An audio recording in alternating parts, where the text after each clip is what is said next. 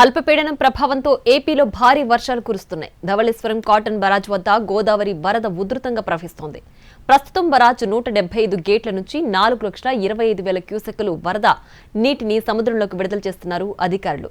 Barrage వద్ద 10.9 అడుగులకు గోదావరి నీటి మట్టం చేరుకుంది. గడిచిన 24 గంటల్లోనే సుమారు 2 లక్షల క్యూసెక్కులకు పైగా వరద ప్రవాహం పెరిగింది.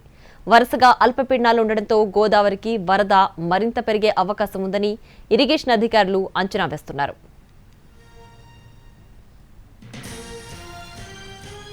గోదావరి వరదలకు సంబంధించిన మరింత సమాచారాన్ని మా రాజమండ్రి ప్రతినిధి శ్రీనివాస్ అందిస్తారు. అల్పపీడన ప్రభావంతో విస్తారంగా కురుస్తున్న వర్షాల కారణంగా గోదావరి వరద నీటి మట్టం క్రమేపీ పెరుగుతున్నది. మన ప్రస్తుతం ధవళేశ్వరం బ్యారేజ్ దగ్గర ఉన్నాం. ఈ ధవళేశ్వరం బ్యారేజ్ దగ్గర చూసినట్లయితే క్రమేపీ వరద నీటి మట్టం పెరగడం జరుగుతున్నది. ప్రస్తుతం 4,25,000 క్యూసెక్కుల నీటిని ఇక్కడ సముద్రంలోకి విడుదల చేస్తున్నారు. మొత్తం బ్యారేజీకి సంబంధించి ధవళేశ్వరం దగ్గర నుంచి విద్యాశ్వరం వరకు ఉన్న మొత్తం 175 గేట్లను కూడా పూర్తిగా ఎత్తివేయడం జరిగింది. దీంతో అన్ని గేట్ల నుంచి కూడా వరద నీరుని దిగువకు విడుదల చేయడం జరుగుతున్నది.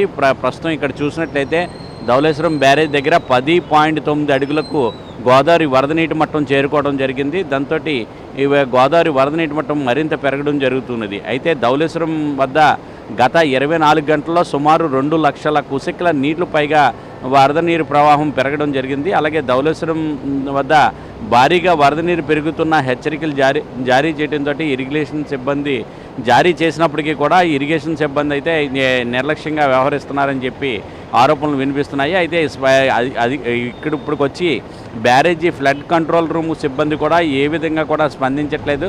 ఎప్పటికప్పుడు ఈ గోదావరి వరదకు సంబంధించిన సమాచారాన్ని ఇవ్వాల్సి ఉన్నప్పటికీ కూడా వాళ్ళు ఏ విధమైన సమాచారాన్ని కూడా అందించట్లేదని చెప్పి విమర్శలు వినిపిస్తున్నాయి. అలాగే ఎగువ ప్రాంతాల్లోని ఎడతెరిపి లేని వర్షాలకు గోదావరి ఉపనదులైన ప్రాణహిత, ఇంద్రావతి నుంచి కూడా భారీగా వరద నీరు వచ్చి చేరడంతో గోదావరి మరింత ఉధృతంగా ప్రవహించడం జరుగుతున్నది. వరుసగా అల్పపీడనాలు ఉండడంతో గోదావరి వరద మరింత పెరిగే అవకాశం ఉంటుందని చెప్పేసి అధికారులు అంచనా వేయడం జరుగుతుంది.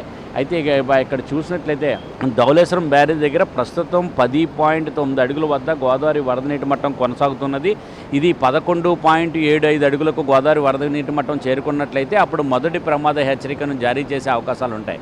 అలాగే 13.75 అడుగులకు గోదావరి వరద నీటి మట్టం పెరిగినట్లయితే అప్పుడు రెండో ప్రమాద హెచ్చరికను జారీ చేసే అవకాశాలు ఉంటాయి.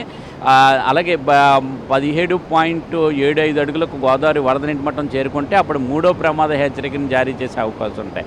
అయితే దీన్ని ప్రస్తుతం చూసినట్లయితే ఇక్కడ ధవళేశ్వరం బ్యారేజ్ దగ్గర క్రమేపీ గోదావరి వరద నీటి మట్టం పెరుగుతున్నది. అయితే ఈ 1-2 రోజుల్లోనే ఇక్కడ గోదావరి వరద నీటి మట్టం మరింత పెరిగే అవకాశం ఉంటుంది. అంటే నిన్నటి నుంచి గడిచిన 24 గంటల్లో చూసినట్లయితే ఇక్కడ గోదావరి వరద నీరు ప్రవాహం 2 లక్షల క్యూసెక్కులకు పైగా పెరిగింది ఒక్కసారే. దాంతో ఇంకా ఎగువ ప్రాంతాల్లో అంటే మహారాష్ట్ర, తెలంగాణతో పాటు ఒరిస్సా, ఛత్తీస్గఢ్లో కురుస్తున్న వర్షాల కారణంగా అక్కడ గోదావరి నది నుంచి కూడా ఇవన్నీ కూడా గోదావరి నదిలోకి వచ్చి కలవడంతో దాంతో ఈ గోదావరి వరద నీటి మట్టం మరింత పెరిగే అవకాశాలు ఉంటాయి. అయితే ఈ నెల 24వ తారీఖు వరకు కూడా అల్పపీడనాలు ఉంటాయని చెప్పేసి వాతావరణ శాఖ అధికారులు చేస్తున్న హెచ్చరికల నేపథ్యంలో ఇంకా గోదావరి వరద నీటి మట్టం మరింత పెరిగే అవకాశాలు ఉండవచ్చు అని చెప్పేసి ఇరిగేషన్ అధికారులు కూడా భావించడం జరుగుతున్నది.